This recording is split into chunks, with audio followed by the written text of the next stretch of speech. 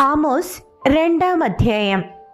യഹോവ ഇപ്രകാരം അരുളി ചെയ്യുന്നു: മോവാബിന്റെ 3-4 അതിക്രമം നിമിത്തം അവൻ എദോം രാജാവിന്റെ അസ്ഥികളെ ചുട്ട് കുമ്മായമാക്കി കളഞ്ഞിരിക്കയാൽ തന്നെ ഞാൻ ശിക്ഷ മടക്കിക്കളകയില്ല.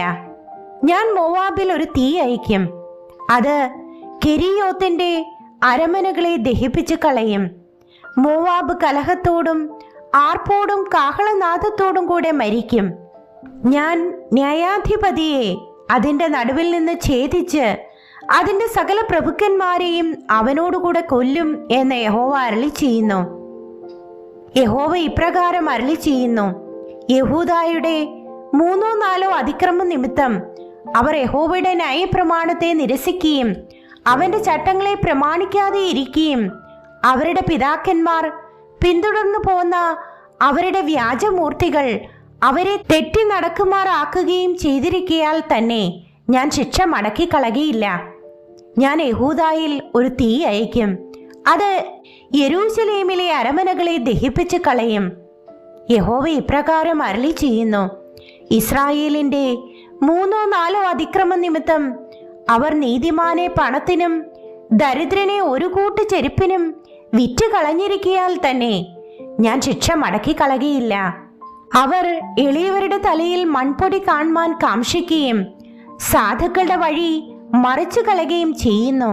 എന്റെ വിശുദ്ധനാമത്തെ അശുദ്ധമാക്കുവാൻ തക്കവണ്ണം ഒരു പുരുഷനും അവന്റെ അപ്പനും ഒരേ യുവതിയുടെ അടുക്കൽ ചെല്ലുന്നു.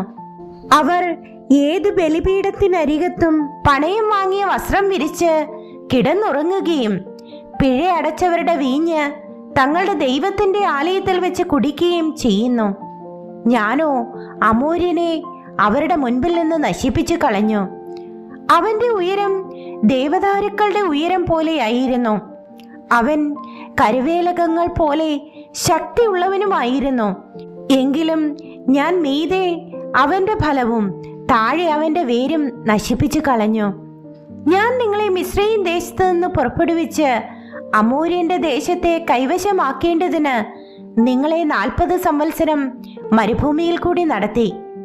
ഞാൻ നിങ്ങളുടെ പുത്രന്മാരിൽ ചിലരെ പ്രവാചകന്മാരായും നിങ്ങളുടെ യൗവനക്കാരിൽ ചിലരെ വ്രതസ്ഥന്മാരായും എഴുന്നേൽപ്പിച്ചു. അങ്ങനെ തന്നെ അല്ലയോ ഇസ്രായേൽ മക്കളെ എന്ന് യഹോവയുടെ അരുളപ്പാട്. എന്നാൽ നിങ്ങൾ വ്രതസ്ഥന്മാർക്ക് വീഞ്ഞു കുടിപ്പാൻ കൊടുക്കുകയും പ്രവാചകന്മാരോട് പ്രവചിക്കരുത് എന്ന് കൽപ്പിക്കുകയും ചെയ്തു. കറ്റ കയറ്റിയ വണ്ടി അമർത്തുന്നത് പോലെ ഞാൻ നിങ്ങളെ നിങ്ങൾ ഇരിക്കുന്നിടത്ത് അമർത്തിക്കളയും. അങ്ങനെ വേഗവാന്മാർക്ക് ശരണം നശിക്കും, ബലവാന്റെ ശക്തി നിലനിൽക്കുകയില്ല.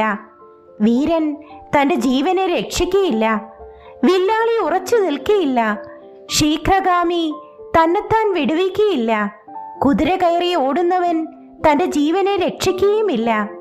വീരന്മാരിൽ ധൈര്യമേറിയവൻ അന്നാളിൽ നഗ്നനായി ഓടിപ്പോകും എന്ന് യഹോവയുടെ അരുളപ്പാട്.